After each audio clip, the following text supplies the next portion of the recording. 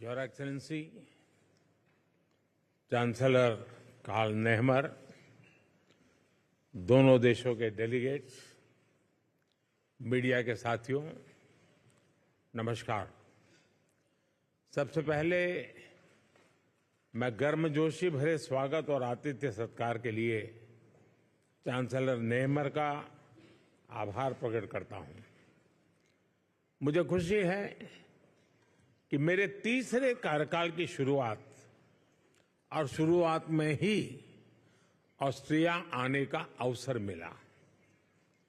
मेरी यह यात्रा ऐतिहासिक भी है और विशेष भी है। 41 साल के बाद किसी भारतीय प्रधानमंत्री ने ऑस्ट्रिया का दौरा किया है। ये भी सुखद संयोग है कि ये यात्रा उस समय हो रही है जब हमारे आपसी संबंधों के 75 साल पूरे हुए हैं। फ्रेंड्स, लोकतंत्र और रूल ऑफ लॉ जैसे मूल्यों में साझा विश्वास हमारे संबंधों की मजबूत नींव है।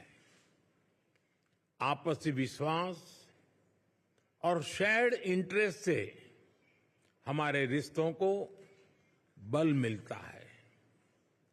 आज मेरे और चांसलर नेहमर के बीच बहुत सार्थक बातचीत हुई।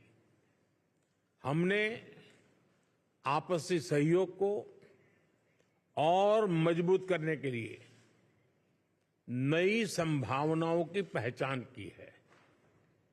हमने निर्णय लिया है कि संबंधों को स्ट्रैटेजिक दिशा प्रदान की जाएगी। आने वाले दशक के लिए सहयोग का खाका तैयार किया गया है। यह केवल आर्थिक सहयोग और निवेश तक सीमित नहीं है। इंफ्रास्ट्रक्चर विकास, innovation, renewable energy, hydrogen, water and waste management, artificial intelligence, quantum जैसे क्षेत्रों में एक दूसरे के सामर्थ्य को जोड़ने का काम किया जाएगा। दोनों देशों की युवा शक्ति और आइडियाज को कनेक्ट करने के लिए स्टार्टअप ब्रिज को गति दी जाएगी। मोबिलिटी और माइग्रेशन पार्टनरशिप पर पहले से समझौता हुआ है। यह लीगल माइग्रेशन और स्किल्ड वर्कफोर्स की मूवमेंट में सहयोग देगा।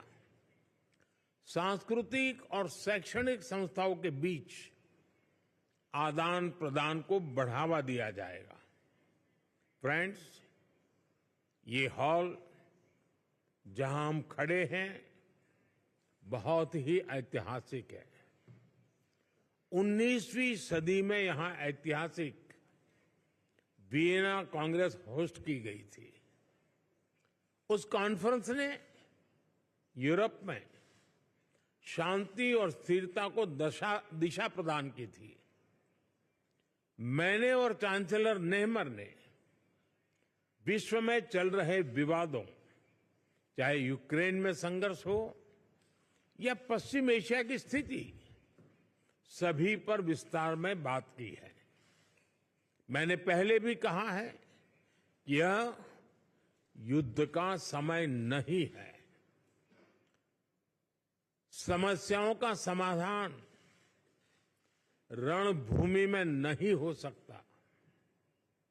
कहीं भी हो, मासूम लोगों की जान की हानि स्वीकार्य नहीं है।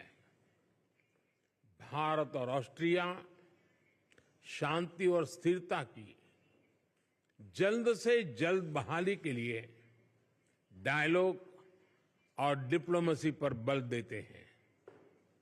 इसके लिए हम दोनों मिलकर हर संभव सहयोग देने के लिए तैयार है। फ्रेंड्स, आज मानवता के सामने क्लाइमेट चेंज और आतंकवाद जैसी चुनौतियों पर भी हमने विचार साझा किए। क्लाइमेट के विषय में अंतर्राष्ट्रीय solar alliance, कोalition for disaster resilient infrastructure, biofuel alliance जैसी हमारी पहलों से जुड़ने के लिए हम ऑस्ट्रेलिया को आमंत्रित करते हैं। हम दोनों आतंकवाद की कठोर निंदा करते हैं। हम सहमत हैं कि ये किसी भी रूप में स्वीकार्य नहीं है। इसको किसी तरह भी जस्टिफाई नहीं किया जा सकता। हम संयुक्त राष्ट्र संघ और अन्य अंतर्राष्ट्रीय संस्थाओं में रिफॉर्म के लिए सहमत हैं ताकि उन्हें समकालीन और इफेक्टिव बनाया जाए। फ्रेंड्स, आने वाले महीनों में ऑस्ट्रिया में चुनाव होंगे। मैं लोकतंत्र की जननी और विश्व के सबसे बड़े लोकतंत्र भारत के लोगों की ओर से चांसलर नेहमर और ऑस्ट्रेलिया के लोगों को अनेक अनेक शुभकामनाएं देता हूं। कुछ देर बाद हम दोनों देशों के सीईओ से मिलेंगे। मुझे ऑस्ट्रिया के माननीय राष्ट्रपति जी से भी मिलने का सौभाग्य मिलेगा। एक बार फिर मैं चांसलर नेहमर के प्रति उनकी मित्रता के लिए आभार प्रकट करता हूं और भारत यात्रा करने के लिए मैं आपको निमंत्रित करता हूं। बहुत बहुत धन्यवाद।